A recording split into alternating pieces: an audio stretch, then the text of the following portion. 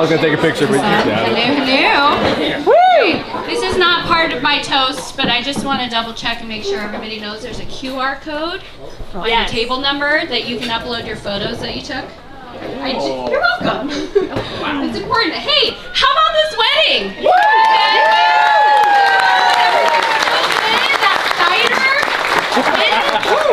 Feeling pretty good right now. Okay, this is a lot. There's a lot of you. I feel good. Okay, I'm Erin. I've been friends with Samantha for over 13 years. And as this wedding was approaching, I really have been reflecting on the early part of our friendship and thinking about how we were both young mothers, just dripping with little kids, and I'm not gonna look at you, okay? No offense, but I have to hold it together. And you know, we were both kind of, as mothers do, struggling with our identity and the monotony of motherhood. Like, how much dried mashed banana can I scrape off the floor before I start to have an existential crisis? That kind of phase of life, you know? And maybe that would have been enough for us to maintain a bond over 13 years. But I think what the real clincher was that our friend Sherry Ballou here organized a book club. Spoiler alert, she's a librarian. And our very first book that we read was called Radical Homemakers. And in that book, we really discussed a lot about how you can reclaim domesticity as like a political and ecological act. And we really bonded over these kind of big ideas of how we can live counter to consumer culture. And we still talk about those things to this day. So that's really been a foundation of our friendship. And it's something that, you know, now we get together and go have coffee or go for walks, and that's kind of like those feminist ideals are always part of our conversation. So it's a very, very important part of our friendship. But you know, 13 years is a long time. You see, when you walk alongside somebody like that for that long, you see them go through a lot of challenges and changes and celebrations. You know, I think back to the time that you were volunteering a lot of your time to organize the farmers market to strengthen your community for something that you felt passionately about, remodeling your home, and navigating becoming a single parent in the court system, and going back to school and getting your 2 master's degrees. She is a smart lady. She's a good writer. And I was even present for the era of online dating. Okay, one Christmas, we host an annual cocktail competition every Christmas. And one year Samantha came, she made a beautiful cocktail, and then, you know, we were all little. Cocktailed? Yeah, little cocktailed.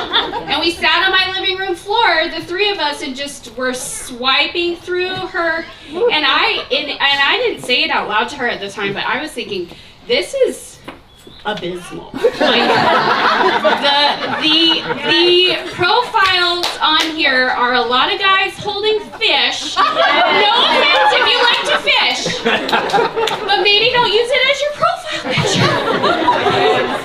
And shortly after that, like maybe the next week, she found Mark.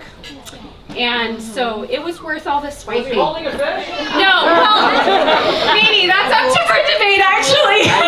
Maybe, yeah. Yeah, but you know, that's when she found her green. I like to call him the green flag guy. And let me tell you about the first time our friend group met Mark. Okay, my husband over here had asked for his birthday that year. He wanted to have a murder mystery party, a dinner party. So I bought a game online. I assigned everybody a role. We knew of Mark. We hadn't met him yet. And Sherry and I had an inkling that Samantha was already like falling hard because she would not stop talking about this guy and how he reads books and he does crossword puzzles and oh my god! So we were really excited to meet him, so much so that I wasn't really paying much attention to the murder mystery part. But Mark was assigned a role. It was set in New Orleans. He kept using this southern accent sometimes, and I couldn't figure out if it was real or not. I was very confused. And thinking back on it, it's a really weird way to meet somebody for the first time and make a first impression, because he was like playing the deceased trusted legal advisor, and he ended up being the murderer. And I was like, I'm so sorry. If I had known that, I wouldn't have assigned you that role. It just happened to be. But my point is that even though he was the murderer, and even though he didn't get to act like himself the whole night, I still could tell that you were a green flag guy. I could tell, he had that kind of smile that is just genuine and reaches his eyes. I could tell that he was really kind to Samantha, and I could tell that you were absolutely undeniably happy with him, which is so important. Yeah. So I just wanted to say that, Samantha, I know your life has been very blessed, but it's not always been easy. And and that I think that you would say you've made a lot of mistakes, but they're your mistakes. And I'm really proud of the way that you have walked gracefully through your life and been self-reflective and have always held on to the core of who you are, which is your huge empathy and kindness. And I hear people saying, that shines through you. And Mark, now that I've known you for a couple years, I would say the same about you, that your life has been blessed, but it has not always been easy. I know you've dealt with loss, but gosh, you were just such a green flag guy. You are, and you have so much kindness and empathy also. What's a green flag guy? Just go on social media. Okay, boomers. No red flags. Red flags are like, woo, like go, and green flags are a go. Green, red. Okay, you got it. We got there.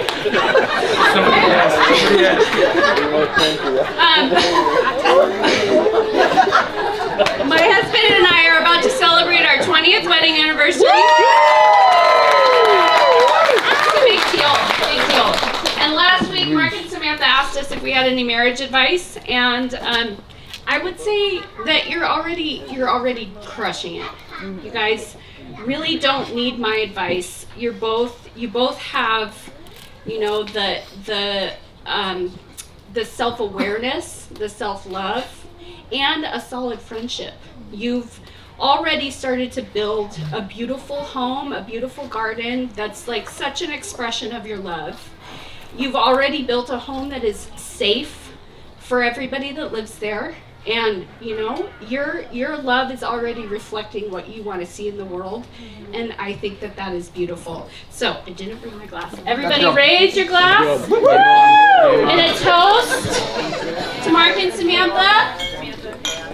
May your marriage always reflect joy and hope and the love that you want to see in the world.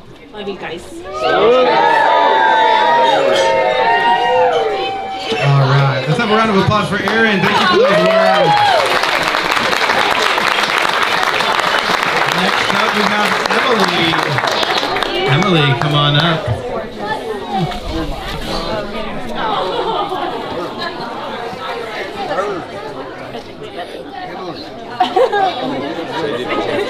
Should I get him on microphone?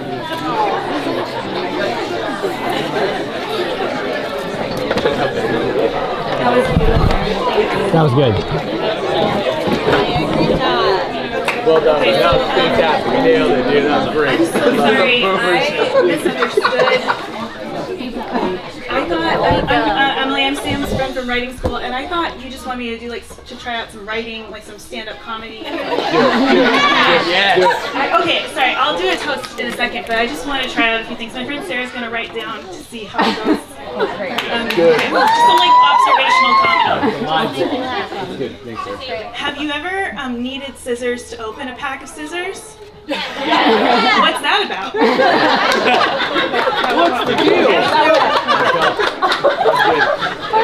Have you ever used that. an eggshell to get a piece of eggshell out when you're making scrambled? Yeah. What's that about? That was weaker. Okay. was there an announcement? I also had an announcement from just some housekeeping. If someone has a Honda Elantra,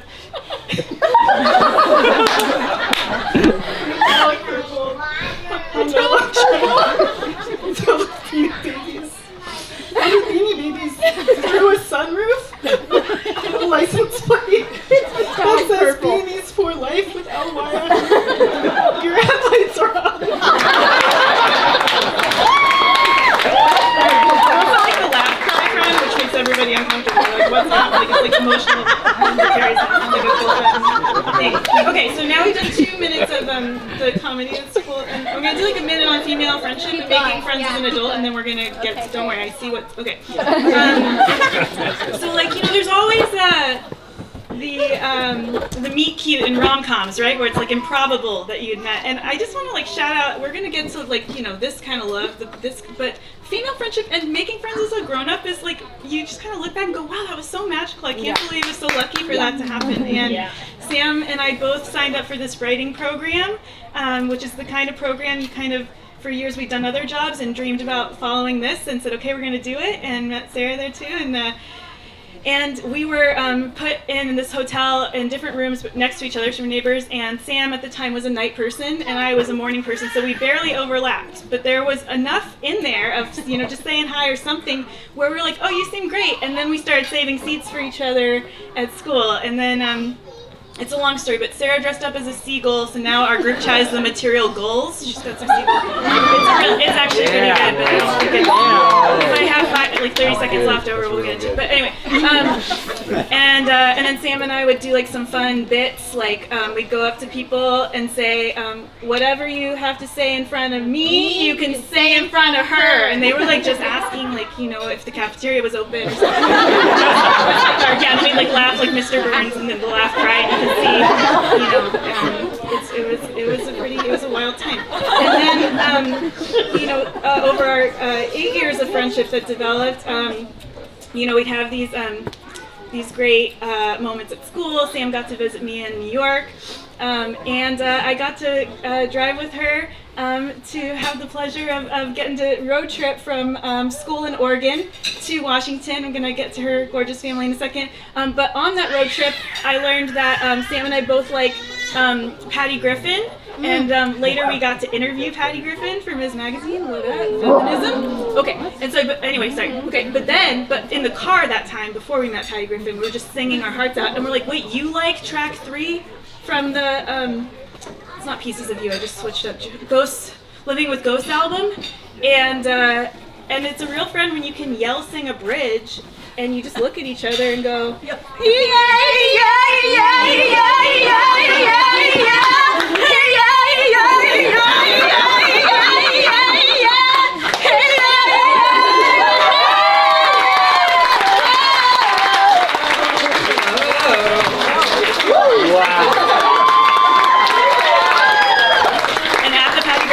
We asked our manager, like, do you need us to go up? And we were doing that. He was like, you guys stay seated. Like, you don't need to go up. Yeah, so we're like, we're ready. He's like, please don't. Hickey Santa was like, don't come up. And we're like, okay, but just let us know. So anyway, we get to her house to meet her gorgeous family. Oh my gosh. And it's just like, we have just as good as it gets right here. And then you meet Karen, who's just such a light and lovely person in this world. And you can see how much she knows her daughter is a superstar. She showed me like these clips that Samantha wrote for the local paper, and she just knows how brilliant and brave and amazing you are. And I forgot to also say, in grad school, Sam was like a fiction writer that the professors would say, like, send that to the Paris Review. Like, they'd read her, blurbs as examples. Like, she's beyond brilliant, and as a teacher, she cares about her students so much too. So we gotta say that. Okay, but we're at the house. But who else is in the house? Where's Tegan? Where's Henry? Bouncy house. Are you kidding me? They're okay. They're all right. If you like perfect, wonderful children, they're fine. All right. Well, there's a thing about I heard Tegan wanted a mink, and I thought it was a mink coat. It was a mink skeleton. It was a skull of a mink because Tegan's awesome, and Henry is really wonderful too. Sarah. This is not right. All right. So anyway, then I heard about Mark. And in the material goals group chat, the first thing I learned about Mark, it was Mark with a K. Are there any Marks with a C here? Get out! Excellent. That would be called what would be a red flag.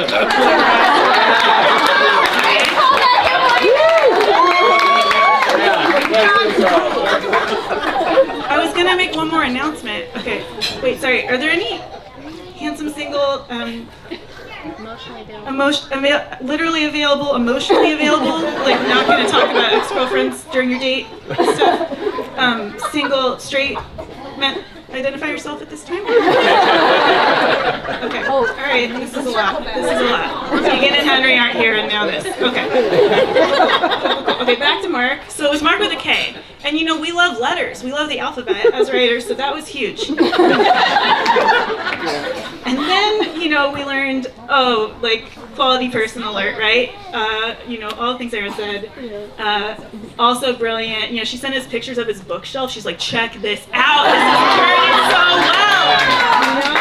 And it's like Mark cares about his community and lives a purposeful, informed, life and wanting to live out his values. And we're hearing about he's running for city council, and then farmers market was also on my bingo card, right?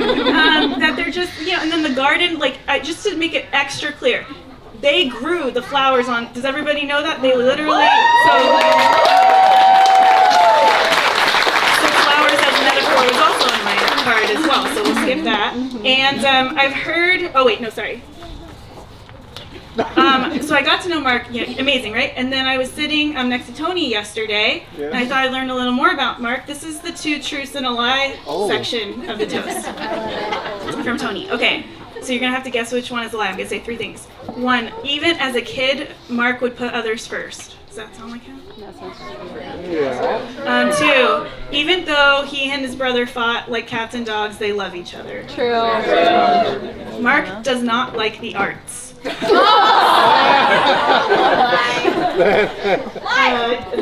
I was told Mark could draw like no other and loves the arts. So that's a true truth. And then I also got just a little, interesting.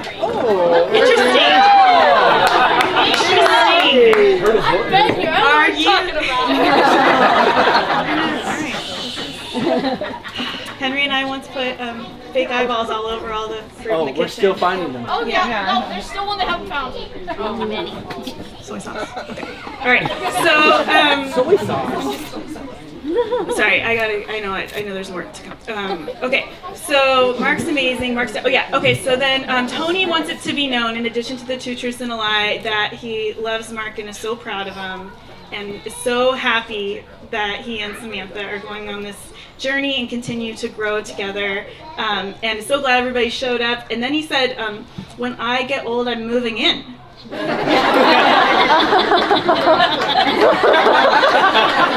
that seems Stay in the greenhouse. that seems like something to take offline. You got a big shed. We'll chat about that later. And then finally, I just want to say, I've heard that true love is 2 souls. Is a soul's recognition of its counterpart in another. And that is from Wedding Crashers, but I think we have it. And we couldn't be happier for you. We love and adore you, and I think we should raise our glasses to Samantha and Mark with a K.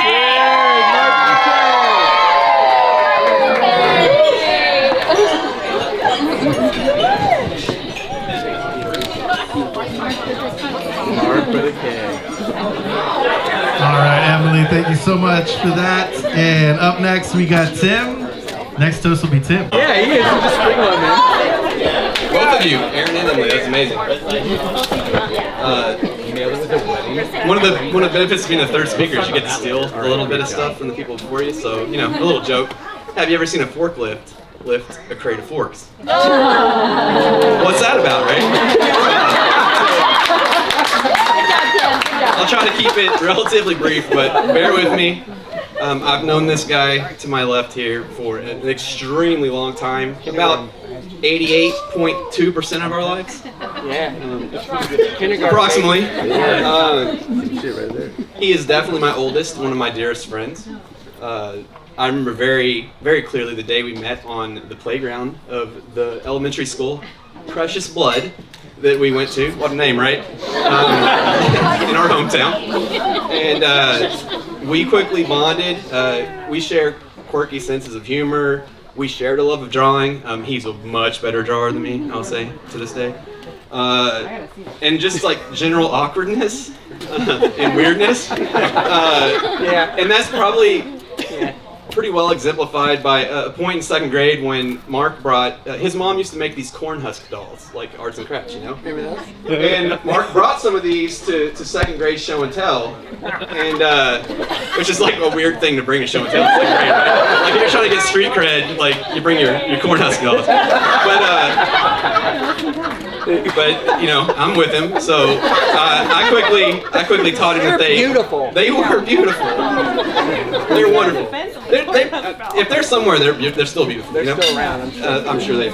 So, you know, I quickly taught him that these dolls can and may have their own voices and backstories. And I'm pretty sure that I entertained him for about 2 weeks with absurd voicings of the musings of Mrs. Corncob and Mrs. Acorn, I think. And I'm pretty sure that kind of gelled our relationship. And from that point forward, we've been, you know, fairly constant fixtures in each other's lives. Even when Mark, I think in 4th grade, moved to a different school system. Yeah. Like we went to Catholic schools together. He left and went to public schools.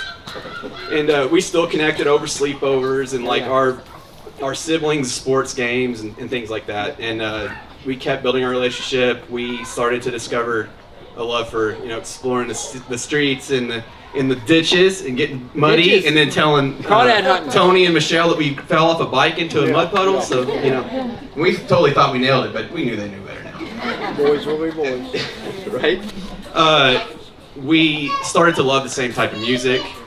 We became gamers, video gamers together, because, you know, we're totally nerds. And, I mean, we even used to, like, play computer games, talk to each other on a landline. So, you know, we are kind of old, you know? We talked our way through Mist and Riven. That's right. That's right. Yeah. We're thinkers. We're deep thinkers, you know? Yeah.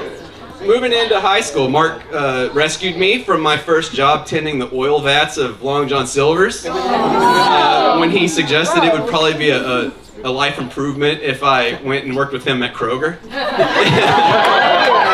And I did that. And then we worked together for, I think, 2.5 years in high school. And actually that became a place where we built a core group of friends, long-standing friends. We're honored to have many of them here with us today. Kentucky represent.